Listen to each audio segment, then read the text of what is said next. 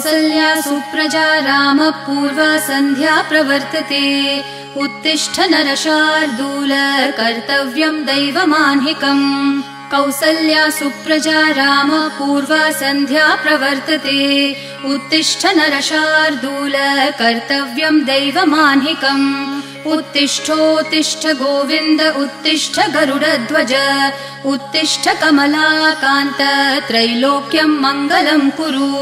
उत्तिष्ठोत्तिष्ठ गोविन्द उत्तिष्ठ गरुडध्वज उत्तिष्ठ कमलाकान्त त्रैलोक्यं मङ्गलं कुरु मातः समस्त जगतां मधुकैटभारेः वक्षो विहारिणि मनोहर दिव्यमूर्ते श्रीस्वामिनि श्रितजनप्रिय दानशीले श्रीवेङ्कटेश दयिते तव सुप्रभातम् मातः समस्त जगतां मधुकैटभारेः वक्षो विहारिणि मनोहर दिव्यमूर्ते श्रीस्वामिनि श्रितजनप्रिय दानशीले श्रीवेङ्कटेश दयिते तव सुप्रभातम् तव सुप्रभातमरविन्दलोचने भवतु प्रसन्नमुखचन्द्रमण्डले विधिशङ्करेन्द्रवनिताभिरर्चिते वृषशैलनाथ दयिते दयानिधे अत्र्यादिसप्तऋषयः समुपास्य सन्ध्याम् आकाशसिन्धुकमलानि मनोहराणि आदाय पादयुगमर्चयितुं प्रपन्नाः शेषाद्रिशेखर विभो तव सुप्रभातम् पञ्चाननाब्ज भव षण्मुखवासवाद्याः त्रैविक्रमादिचरितं विबुधास्तुवन्ति भाषापतिः पठति वासरशुद्धिमारात् शेषाद्रिशेखर विभो तव सुप्रभातम्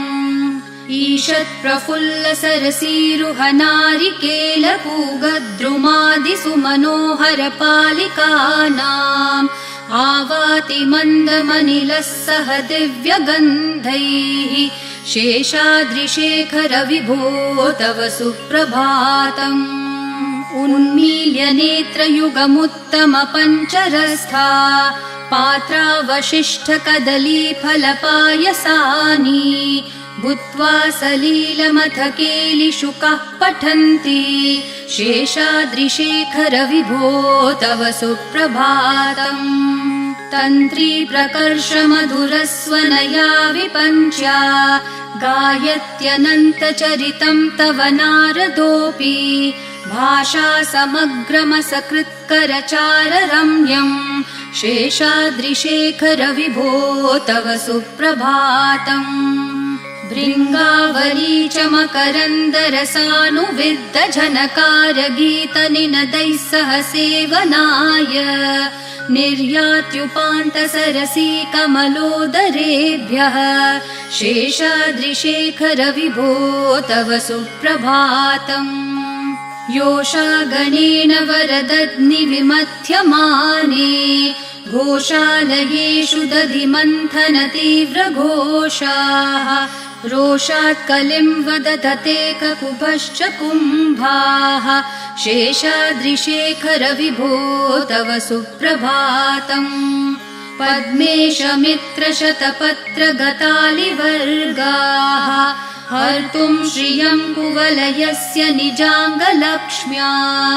भेरीनिनादमिव बिभ्रति तीव्रनादम् शेषाद्रिशेखर विभो तव सुप्रभातम् श्रीमन्नभीष्टवरदाखिललोकबन्धो श्री श्रीनिवास जगदैकदयैकसिन्धो श्रीदेवतागृहभुजान्तर दिव्यमूर्ते श्रीवेङ्कटाचलपते तव सुप्रभातम् श्रीमन्नभीष्टवरदाखिललोकबन्धो श्री श्रीनिवास जगदेकदयैकसिन्धो श्रीदेवतागृहभुजान्तर दिव्यमूर्ते श्रीवेङ्कटाचलपते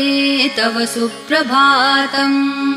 श्रीस्वामी पुष्करिणिकाप्लवनिर्मलाङ्गाः श्रेयोर्थिनो हरविरिञ्च सनन्दनाद्याः द्वारे वसन्ति वरवेत्रहतोत्तमाङ्गाः श्रीवेङ्कटाचलपते तव सुप्रभातम् श्रीशेषशैलगरुडाचल वेङ्कटाद्रिनारायणाद्रिवृषभाद्रिवृषाद्रिमुख्याम् आख्यां त्वदीयवसतेरनिशं वदन्ति श्रीवेङ्कटाचलपते तव सुप्रभातम् सेवापरः शिवसुरेश कृशानुधर्मरक्षोऽम्बुनाथ पवमानधनाधिनाथाः बद्धाञ्जलि प्रविलसन्निज शीर्षदेशाः श्रीवेङ्कटाचलपते तव सुप्रभातम् घाटेषु ते विहगराज मृगाधिराज नागाधिराज गजराज हयाधिराजाः स्वस्वाधिकारमहिमाधिकमर्थयन्ते श्रीवेङ्कटाचलपते तव सुप्रभातम् सूर्येन्दुभौमबुधवाक्पतिकाव्यसौरिस्वरभानुकेतुदिविषत्परिषत्प्रधानाः त्वद्दासदासचरमावधिदासदासाः श्रीवेङ्कटाचलपते तव सुप्रभातम् त्वत्पादधूलिभरितस्फुरितोत्तमाङ्गाः स्वर्गापवर्गनिरपेक्षनिजान्तरङ्गाः कल्पागमाकलनयाकुलतां लभन्ते श्रीवेङ्कटाचलपते तव सुप्रभातम् त्वद्गोपुराग्रशिखराणि निरीक्षमाणाः स्वर्गापवर्गपदवीं परमाश्रयन्तः मर्त्या मनुष्यभुवने मतिमाश्रयन्ते श्रीवेङ्कटाचलपते तव सुप्रभातम् श्रीभूमिनायकदयादिगुणामृताब्धे देवाधिदेव जगदेक शरण्यमूर्ते श्रीमन् अनन्त गरुडादिभिरर्चिताङ्घ्रे श्रीवेङ्कटाचलपते तव सुप्रभातम् श्रीपद्मनाभ पुरुषोत्तम वासुदेव वैकुण्ठमाधव जनार्दन चक्रपाणे श्रीवत्सचिह्न शरणागत पारिजात श्रीवेङ्कटाचलपते तव सुप्रभातम् कन्दर्पदर्पहर सुन्दर दिव्यमूर्ते कान्ताकुचाम्बुरुह कुड्मललोल दृष्टे कल्याण निर्मल गुणाकर दिव्यकीर्ते श्रीवेङ्कटाचलपते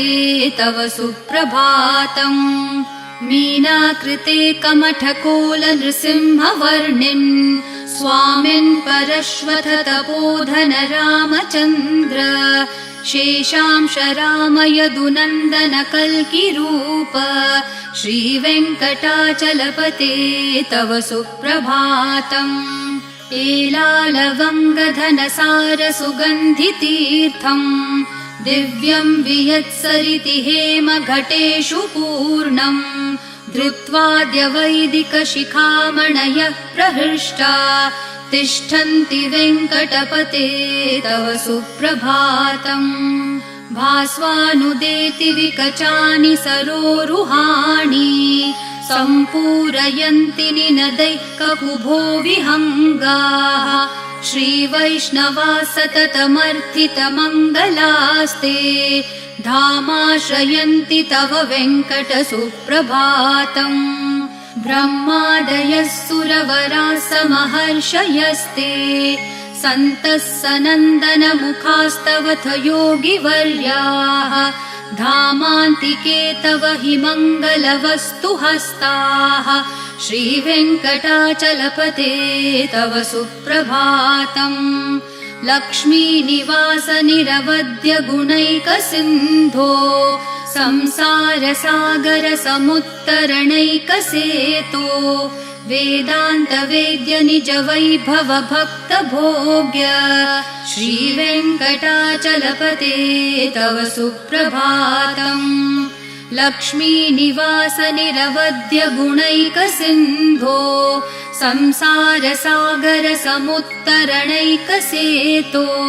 वेदान्तवेद्य निज वैभव भक्त भोग्य श्रीवेङ्कटाचलपते तव सुप्रभातम्। इत्थं वृषाचलपतेरिह सुप्रभातम्। ये मानवः प्रतिदिनं पठितुं प्रवृत्ताः तेषां प्रभातसमयस्मृतिरङ्गभाजाम् प्रज्ञां परार्थसुलभां परमां प्रसूते। इत्थं वृषाचलपतेरिह सुप्रभातम्। ये मानवः प्रतिदिनं पठितुं प्रवृत्ताः तेषां प्रभातसमयस्मृतिरङ्गभाजाम् प्रज्ञां परार्थसुलभां परमां प्रसूते। कमलाकुचूचुककुङ्कुमतो नियतारुणतातुलनीलतनो कमलायतलोचनलोकपते विजयी भव वेङ्कटशैलपते। कमलाकुचूचुककुङ्कुमतो नियतारुणतातुलनीलतनो कमलायतलोचनलोकपते विजयी भव वेङ्कटशैलपते। स चतुर्मुख षण्मुख पञ्चमुख प्रमुखाखिल दैवतमौलिमणे शरणागतवत्सल सारनिधे परिपालय मां वृषशैलपते। अतिवेलतया तव दुर्विषहै अनुवेलकृतैरपराधशतैः भरितं त्वरितं वृषशैलपते परया कृपया परिपाहि हरे। अधिवेङ्कटशैलमुदारमते जनताभिमताधिकदानरतात् परदेवतया गदितान्न गमै कमलादयितान्न परं कलये। कलवेणुरवावशगोपवधू शतकोटिवृतात् स्मरकोटिसमात् प्रतिवल्लविकाभिमतात् सुखदात् वसुदेवसुतान्न परं कलये। अभिराम गुणाकरदाशरथे जगदेकधनुर्धर धीरमते रघुनायक राम रमेश विभो वरदो भवदेव दया जलदे। अवनीतनया कमनीयकरं रजनीकर चारुमुखाम्बुरुहम् रजनीचरराजतमो मिहिरं महनीयमहं रघुराममये। सुमुखं सुहृदं सुलभं सुखदं स्वनुजं च सुखाय ममोघशरम् अपहाय रघुत्वहमन्यमहं न कथञ्चन कञ्चन जातु भजे। विना वेङ्कटेशं ननाथो ननाथ सदा वेङ्कटेशं स्मरामि स्मरामि। हरे वेङ्कटेश प्रसीद प्रसीद प्रियं वेङ्कटेश प्रयच्छ प्रयच्छ। विना वेङ्कटेशं ननाथो ननाथ सदा वेङ्कटेशं स्मरामि स्मरामि। हरे वेङ्कटेश प्रसीद प्रसीद प्रियं वेङ्कटेश प्रयच्छ प्रयच्छ। अहं दूरतस्ते पदाम्भोजयुग्म प्रणामेच्छयागत्य सेवां करोमि। सकृत्सेवया नित्यसेवाफलं त्वं प्रयच्छ प्रयच्छ प्रभो वेङ्कटेश। अज्ञानिना मया दोषान् अशेषान् विहितान् हरे क्षमस्वत्वं शेषशैलशिखामणे। अज्ञानिना मया दोषान् अशेषान् विहितान् हरे क्षमस्वत्वं शेषशैलशिखामणे। ईशानां जगतोऽस्य वेङ्कटपतेर्विष्णोः परां प्रेयसीं तद्वक्षस्थलनित्यवासरसिकां तच्छान्तिसंवर्धिनीं पद्मालङ्कृतपाणिपल्लवयुगां पद्मासनस्थां श्रियं वात्सल्यादिगुणोज्ज्वलां भगवतीं वन्दे जगन्मातरम् ईशानां जगतोऽस्य वेङ्कटपतेर्विष्णोः परां प्रेयसीं तद्वक्षस्थलनित्यवासरसिकां तच्छान्तिसंवर्धिनीं पद्मालङ्कृतपाणिपल्लवयुगां पद्मासनस्थां श्रियं वात्सल्यादिगुणोज्ज्वलां भगवतीं वन्दे जगन्मातरम् श्रीमान् कृपाजलनिधे कृतसर्वलोकसर्वज्ञ शक्तनतवत्सल सर्वशेषिन् स्वामिन् सुशीलसुलभाश्रितपारिजात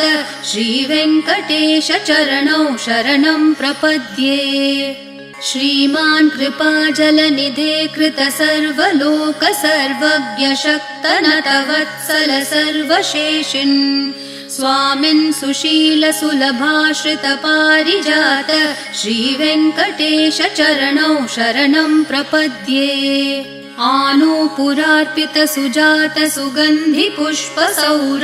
आनूपुरार्पितसुजातसुगन्धिपुष्पसौरभ्यसौरभकरौ समसन्निवेशौ सौम्यौ सदानुभवनेऽपि नवानुभाव्यौ श्रीवेङ्कटेश चरणौ शरणं प्रपद्ये सद्यो विकासि समुदित्वरसान्द्ररागः सौरभ्य निर्भर सरोरुह साम्यवार्ताम् सम्यक्षु साहसपदेषु विलेखयन्तौ श्रीवेङ्कटेश चरणौ शरणं प्रपद्ये रेखामयध्वज सुधाकलशातपत्रवज्राङ्कुशाम्बुरुहकल्पकशङ्खचक्रैः भव्यैरलङ्कृततलौ परतत्त्वचिह्नैः श्रीवेङ्कटेश चरणौ शरणं प्रपद्ये ताम्रोदरद्युतिपराजितपद्मरागौ ब्राह्मेर्महोभिरभिभूतमहेन्द्रनीलौ उद्यन्नखांशुभिरदस्तशशाङ्कभासौ श्रीवेङ्कटेश चरणौ शरणं प्रपद्ये सप्रेमभीतिकमलाकरपल्लवाभ्यां सम्माहनेऽपि सपदि क्लममादधानौ कान्ताववाङ्मनसगोचरसौकुमार्यौ श्रीवेङ्कटेश चरणौ शरणं प्रपद्ये लक्ष्मीमहीतदनुरूपनिजानुभावन्नीलादिदिव्यमहिषीकरपल्लवानाम् आरुण्यसङ्क्रमणतः किल सान्द्ररागौ श्रीवेङ्कटेश चरणौ शरणं प्रपद्ये नित्यानमद्विधि शिवादिकिरीटकोटि प्रत्युक्तदीप्तिनवरत्नमःप्ररोहैः नीराजनाविधिमुदारमुपादधानौ श्रीवेङ्कटेश चरणौ शरणं प्रपद्ये विष्णोपदे परम इत्युदितः प्रशंसो यौ मध्य उत्स इति भोग्यतयाप्युपातौ भूयस्ततेति तव पाणितलप्रदिष्टौ श्रीवेङ्कटेश चरणौ शरणं प्रपद्ये पार्थाय तत्सदृशसारथिना त्वयैव यौ दर्शितौ स्वचरणौ शरणं व्रजेति भूयोऽपि मह्यमिह तौ करदर्शितौ ते श्रीवेङ्कटेश चरणौ शरणं प्रपद्ये मन्मूर्धिकालियफने विकटाटवीषु श्रीवेङ्कटाद्रिशिखरे शिरसि श्रुतीनां चित्तेऽप्यनन्यमनसां सममाहितौ ते श्रीवेङ्कटेश चरणौ शरणं प्रपद्ये आम्लानहृष्यदवनीतलकीर्णपुष्पौ श्रीवेङ्कटाद्रिशिखराभरणायमानौ आनन्दिताखिलमनोनयनौ तवेतौ श्रीवेङ्कटेश चरणौ शरणं प्रपद्ये प्रायप्रपन्नजनता प्रथमावगाह्यो मातुस्तनाविविशिशोरमृतायमानौ प्राप्तौ परस्परतुलामतुलान्तरौ ते श्रीवेङ्कटेशचरणौ शरणं प्रपद्ये सत्वोत्तरैः सततसेव्यपदाम्बुजेन संसारतारकदशार्द्रदृगञ्चलेन सौम्योपयन्तृमुनिना मम दर्शितौ ते श्रीवेङ्कटेशचरणौ शरणं प्रपद्ये सत्वोत्तरैः सततसेव्यपदाम्बुजेन संसारतारकदशार्द्रदृगञ्चलेन सौम्योपयन्तृमुनिना मम दर्शितौ ते श्रीवेङ्कटेशचरणौ शरणं प्रपद्ये श्रीशश्रिया घटिकया त्वदुपाय भावे प्राप्ये त्वयि स्वयमुपेयतया स्फुरन्त्या नित्याश्रिताय निरवद्य गुणाय तुभ्यं स्यां किङ्करो वृषगिरीश न जातु मह्यम् श्रीशश्रिया घटिकया त्वदुपाय भावे प्राप्ये त्वयि स्वयमुपेयतया स्फुरन्त्या नित्याश्रिताय निरवद्य गुणाय तुभ्यं स्यां किङ्करो वृषगिरीश न जातु मह्यम् श्रियः कान्ताय कल्याणनिधये निधयेऽर्थिनां श्रीवेङ्कटनिवासाय श्रीनिवासाय मङ्गलम् श्रियः कान्ताय कल्याणनिधये निधयेऽर्थिनां श्रीवेङ्कटनिवासाय श्रीनिवासाय मङ्गलम् लक्ष्मी सविभ्रमालोकसुप्रविभ्रमचक्षुषे चक्षुषे सर्वलोकानां वेङ्कटेशाय मङ्गलम् श्रीवेङ्कटाद्रिशृङ्गाग्रमङ्गलाभरणाङ्ग्रये मङ्गलानां निवासाय श्रीनिवासाय मङ्गलम् सर्वावयवसौन्दर्यसम्पदा सर्वचेतसां सदा सम्मोहनायास्तु वेङ्कटेशाय मङ्गलम् नित्याय निरवध्याय सत्यानन्दचिदात्मने सर्वान्तरात्मने श्रीमद्वेङ्कटेशाय मङ्गलम् स्वतः सर्वविदे सर्वशक्तये सर्वशेषिणे सुलभाय सुशीलाय वेङ्कटेशाय मङ्गलम् परस्मै ब्रह्मणे पूर्णकामाय परमात्मने प्रयुञ्जे परतत्त्वाय वेङ्कटेशाय मङ्गलम् आकालतत्त्वमशान्तम् आत्मनामनुपश्यताम् अतृप्तामृतरूपाय वेङ्कटेशाय मङ्गलम् प्रायस्वचरणौ पुंसां शरण्यत्वेन पाणिना कृपया दिशते श्रीमद्वेङ्कटेशाय मङ्गलम् दयामृत्तरङ्गिन्यास्तरङ्गैरिव शीतलैः अपाङ्गैः सिञ्चते विश्वं वेङ्कटेशाय मङ्गलम् सद्भूषाम्बरहेतिनां सुषमावहमूर्तये सर्वार्तिशमनायास्तु वेङ्कटेशाय मङ्गलम् श्रीवैकुण्ठविरक्ताय स्वामि पुष्करिणीतटे रमया रममाणाय वेङ्कटेशाय मङ्गलम् श्रीवैकुण्ठविरक्ताय स्वामि पुष्करिणीतटे रमया रममाणाय वेङ्कटेशाय मङ्गलम् श्रीमत्सुन्दरजामातृमुनिमानसवासिने सर्वलोकनिवासाय श्रीनिवासाय मङ्गलम् मङ्गलाशासनपरैर्मदाचार्य पुरोगमैः सर्वैश्च पूर्वैराचार्यैः सत्कृतायास्तु मङ्गलम्।